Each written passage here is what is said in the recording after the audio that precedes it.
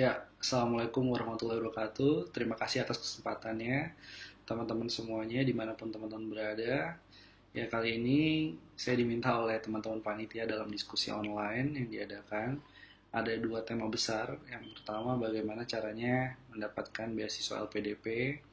Dan yang kedua, mungkin lebih spesifik lagi terkait dengan rencana studi yang teman-teman akan pilih nanti entah di dalam maupun di luar negeri gitu ya. Jadi perkenalkan sekali lagi, saya adalah Bima Yudhistira. Saya pada waktu itu menerima beasiswa LPDP batch yang agak awal, yaitu batch yang ketiga.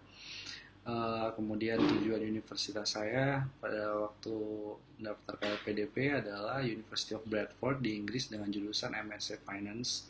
Jadi kalau boleh cerita sedikit, pada waktu itu saya memang menyiapkan, ini yang paling penting adalah menyiapkan segala persyaratan yang diminta LPDP minimal itu sekitar 6 bulan. Itu sangat minimal.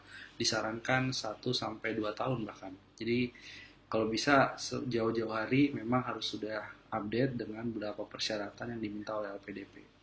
Nah, ada satu memang yang memang paling penting adalah persyaratan dari segi bahasa.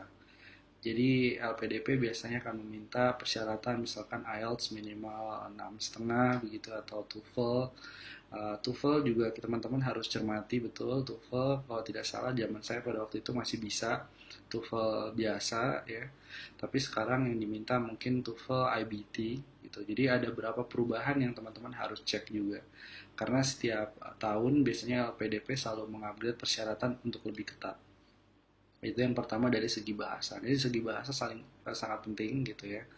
Karena apa? Karena memang kalau ketika bahasa itu sebenarnya menjadi persyaratan juga ketika teman-teman mendaftar di kampus tujuan, yang akan diminta pertama kali adalah persyaratan bahasa gitu ya. Jadi APDP mengasumsikan kalau teman-teman sudah memenuhi syarat bahasa, otomatis teman-teman sedikit lebih mudah untuk mendapatkan kampus tujuan yang teman-teman mau gitu. Itu dari segi bahasa. Yang kedua, LPDP teknis sekali lah, misalkan surat rekomendasi gitu ya. Surat rekomendasi juga tipsnya adalah boleh dosen gitu, dosen pembimbing gitu ya, atau kalau bisa tokoh yang tinggi sekalian untuk menjadikan kita sebagai rekomendasinya gitu. Tapi ada salah satu pengalaman dari teman saya juga gitu, di mana dia mendapatkan rekomendasi dari tokoh nasional, pejabat nasional yang kebetulan dia kenal gitu ya. Mungkin katakanlah kerabat atau sama-sama alumni dalam kampus atau dalam organisasi yang kita ikuti mungkin gitu. Tapi sayangnya jabatan dari pemberi rekomendasi ini tidak sesuai bidangnya dengan bidangnya dia. Contoh misalkan, katakanlah mendapatkan rekomendasi dari kepala Bappenas, contohnya gitu, atau Menteri Bappenas, tetapi bidang saya adalah MIPA gitu ya. Ini bisa saja gitu karena saya kenal misalkan.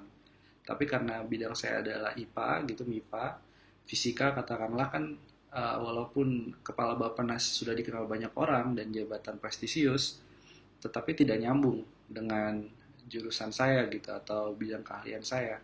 Sehingga yang begini juga ada kemungkinan besar ditolak oleh LPDP. Nah, ini kita harus hati-hati nih dari segi surat rekomendasi gitu ya. Kemudian jadi lebih baik saran saya adalah untuk mendapatkan surat rekomendasi, walaupun kelihatannya sepele, tapi itu juga harus dipersiapkan. Artinya yang benar-benar tahu kita, gitu ya, yang punya pengalaman kerja bersama dengan kita. Dosen juga kalau bisa linear dengan bidang kita, gitu ya. Waktu itu saya mendapatkan rekomendasi dari dekan, gitu ya. Nah, dengan beberapa syarat tertentu, misalkan yang bisa diberikan rekomendasi dari dekan, IPK-nya harus cum laude dan segala macam. Jadi itu memang dari awal sudah disiapkan untuk mendapatkan rekomendasi yang kuat. Kemudian setelah rekomendasi, syarat berikutnya adalah letter of acceptance ya. Ini standar.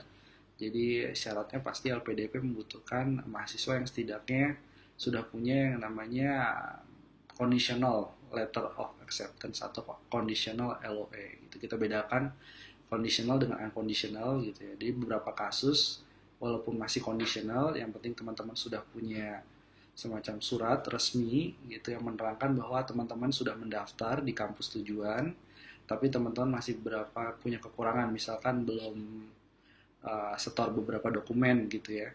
dan sedang ditunggu, misalkan teman-teman belum lulus gitu ya, sedang proses sidang, teman-teman juga bisa mengajukan ke beberapa kampus. Mereka akan mengeluarkan yang namanya conditional letter of acceptance untuk sementara. Ini bisa digunakan untuk mendaftar ke LPDP juga. Nah, ini yang menjadi persyaratan penting juga. Jadi jangan sampai nanti daftar ke LPDP, syarat bahasa terpenuhi, rekomendasi bagus gitu ya, dokumen akademik lainnya sudah bagus, tetapi dia belum mendapatkan letter of acceptance, artinya belum ada komunikasi dengan kampus tujuan. Nah, ini yang harusnya dihindari gitu. Nah, berikutnya lagi yang memang tidak kalah penting adalah surat motivasi gitu ya, atau biasanya waktu zaman saya ada ya motivational letter gitu ya, bagaimana kemudian ya mimpi ke depan, rencana studi dan segala macam. Nah, saran saya juga melihat beberapa teman yang mencoba untuk mendaftar ke LPDP, kadang-kadang kesalahan kecilnya di situ ya, kadang-kadang bisa ditolak juga oleh LPDP karena tidak prepare. Dianggapnya kemudian uh, capaian terbesar kita gitu ya, ini hal yang uh, tidak nyambung dengan bidang keahlian kita, atau kesuksesan terbesar kita juga ya tidak linear, kemudian terlalu mengada-ngada begitu ya. Misalkan saya bisa jadi bilang bahwa kesuksesan terbesar saya adalah juara taekwondo nasional, misalkan contohnya. Tapi bidang yang saya ambil adalah keuangan gitu. Jadi uh, nanti juri dari atau panelis dari LPDP, tim seleksinya juga akan menilai, ya ini Anda sukses gitu, tapi harusnya jurusan Anda adalah jurusan olahraga, bukan jurusan keuangan atau perbankan gitu. Tidak nyambung dengan hal yang akan diambil. Jadi harus ada rentetan antara kesuksesan terbesar gitu biasanya diminta, kemudian kontribusi bagi Indonesia, mimpi bagi Indonesia, dan rencana studi. Jadi ada satu benang merahnya gitu. Jadi tidak boleh terpisah-pisah. Artinya misalkan saya kasih contoh, kesuksesan terbesar saya misalkan menang Olimpiade Ekonomi gitu ya pada waktu mahasiswa, atau pernah conference di Harvard University misalkan dalam bidang financial teknologi lah katakanlah begitu. Kemudian harapan saya bagi Indonesia keuangan inklusinya atau semua orang akhirnya bisa punya rekening di bank gitu ya, atau mendapatkan kredit yang murah gitu. Nah, kemudian rencana studi saya adalah saya ingin mengambil misalkan bidang keuangan, spesifik misalkan tentang perbankan dan investasi gitu ya, itu di University of Essex misalkan di Inggris. Jadi ada linear, ada benang merah, di mana di sini mereka akan melihatnya bahwa kita bukan mengawang-awang, kita bukan mengada-ngada, bukan tiba-tiba kita jadi jago taekwondo tadi, kemudian tiba-tiba loncat mengambil jurusan perbankan gitu. Ya walaupun ya mungkin ada hubungannya kalau dihubung-hubungkan, tapi ini benang merahnya mereka akan sulit cari gitu. Nah, ini yang lebih penting. Artinya LPDP butuh awardee atau penerima beasiswa yang memang ketika pulang ke Indonesia dia bisa langsung menerapkan bidang ilmu atau keahliannya. Jadi jangan sampai kemudian pulang ke Indonesia kan masih mencari-cari kerja. Jadi sebenarnya itu yang ingin diperbaiki dari sistem LPDP saat ini. Bagaimana langsung terserap di pasar semuanya dan bisa misalkan menghasilkan sesuatu yang bermanfaat buat Indonesia gitu harapannya. Jadi harus ada planning yang jelas, di situ akan terlihat.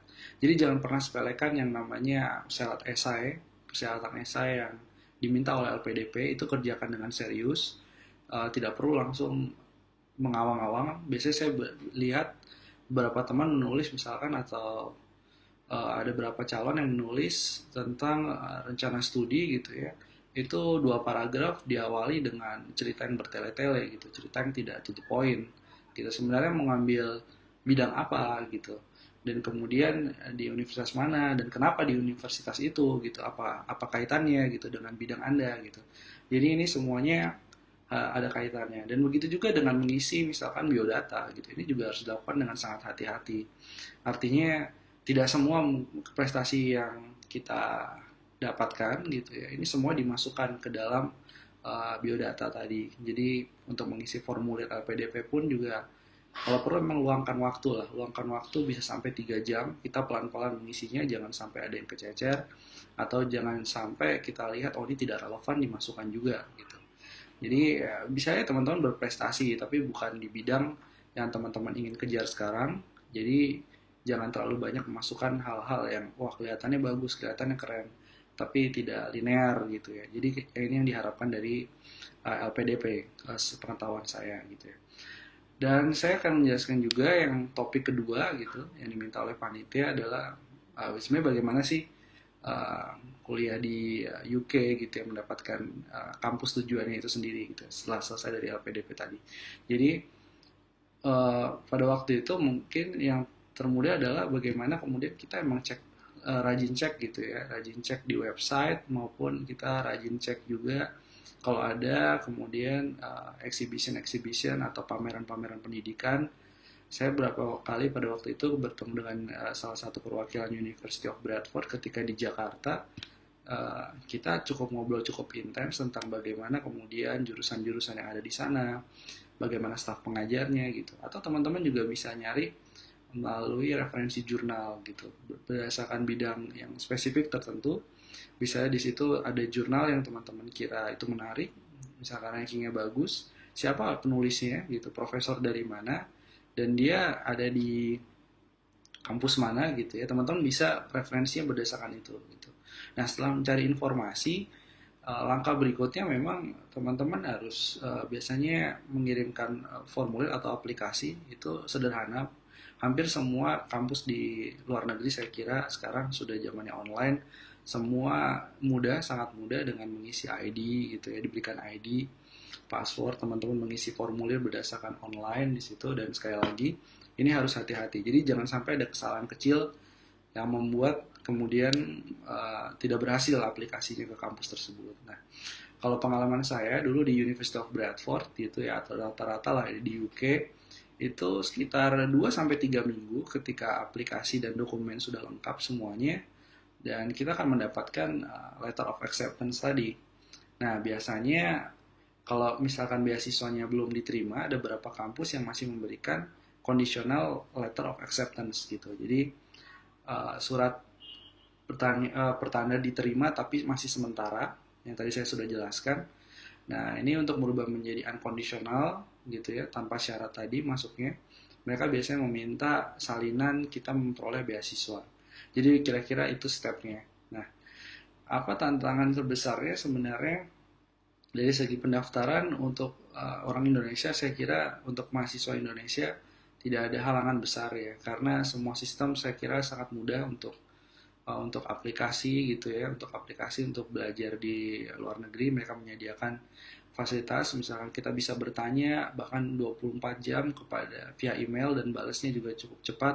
Dokumen apa saja yang kira-kira dibutuhkan, pertanyaan-pertanyaan tentang jurusan, kira-kira kondisi kelasnya, fasilitas apa saja dan segala macam, mereka biasanya responnya cukup cepat. Jadi diharapkan bahkan jauh-jauh sebelum hari teman-teman juga bisa mengontak semacam perwakilan ataupun ya katakanlah sekretariat dari kampus tujuan tersebut, apa saja yang dibutuhkan persyaratannya. Jadi kita harus lebih proaktif. Itu yang beda ya, saya kira. Dan saya kira soal lainnya, misalkan soal visa pelajar itu bukan masalah sih sebenarnya, cukup mudah. Yang penting intinya adalah administrasinya harus rapi, administrasinya harus lengkap gitu ya. Dan teman-teman juga diharapkan sebelum nanti ya ketika sudah mendapatkan LPDP, diharapkan mendapatkan LPDP, kemudian uh, masuk ke salah satu universitas atau kampus yang teman-teman mau, teman-teman memang harus disyaratkan untuk membaca terlebih dahulu teks-textbook yang sudah kampus tersebut biasanya berikan di website gitu ya. Ada beberapa textbook kunci yang teman-teman bisa baca sendiri sebelum berangkat ke kampus tujuan. Jadi teman-teman punya banyak knowledge, insight gitu ya. Teman-teman gak kosong, dan ini juga penting ketika nanti wawancara LPDP. Biasa ditanya kenapa kamu ngambil jurusan ini gitu. Walaupun pertanyaan sederhana, tapi kalau kita sudah tahu misalkan kenapa kamu ngambil jurusan keuangan gitu ya. Kalau jawabannya saya ingin melihat kemiskinan di Indonesia berkurang karena semuanya punya akses kepada perbankan gitu. Itu masih terlalu mengawang-awang dan tidak realistis. Tapi kalau teman-teman sudah lihat kenapa kamu pilih jurusan ini, kenapa kamu pilih bidang ini, teman-teman bisa jawab karena teman-teman sudah mempelajari textbook dan segala macam, teman-teman menjawabnya lebih realistis. Bahwa saya misalkan memilih University of Essex gitu ya, atau University of Sheffield atau Cambridge Oxford gitu ya, dengan melihat pertama misalkan perbandingan rankingnya memang bagus. Yang kedua, kalau kita lihat dari sisi misalkan ada profesor yang saya suka di situ karena banyak jurnalnya yang menjadi pedoman saya untuk belajar di Indonesia. Dan kita bisa juga bilang bahwa fasilitas yang diberikan khusus spesial gitu. Misalkan ada trading room untuk trailer atau training perdagangan bursa di dalam kampus itu yang di kampus lain tidak ada misalkan, atau fasilitas-fasilitas lainnya yang dikira ini yang membuat kenapa tempat itu layak didanai gitu ya oleh LPDP, mengirim kita ke sana gitu intinya. Kenapa LPDP membiayai kita untuk belajar ke sana. Jadi jangan pernah lupakan detail, karena detail-detail seperti itu, pertanyaan-pertanyaannya sederhana, tapi biasanya dia membutuhkan detail-detail yang itu tidak bisa dijawab secara normatif. Teman-teman harus cari informasi-informasi. Kalau saya sarankan juga bagi teman-teman mulai dari sekarang ya, yang aktif, kemudian ikut call for paper, conference, ya, mulai dikumpulkan dokumen-dokumen itu, sertifikat-sertifikat itu. Dulu salah satu tips saya ketika wawancara LPDP, saya bawa beberapa salinan atau kopi jurnal yang pernah saya tulis waktu mahasiswa, kemudian berapa artikel di koran gitu ya. Ya udah kita tunjukin aja bahwa ini adalah salah satu bukti konkret gitu ya, kesuksesan terbesar ada di sini semua misalkan. Silakan Bapak Ibu lihat sendiri gitu. Ini salah satu cara menguatkan bahwa memang kita kalau ditarik ke belakangnya memang sudah fokus dalam bidang yang ingin kita tuju. Jadi kira-kira itu salah satu saran dan tips yang bisa kita berikan. Nanti kita akan lanjutkan dengan diskusi gitu ya. Terima kasih teman-teman semuanya. Wassalamualaikum warahmatullahi wabarakatuh.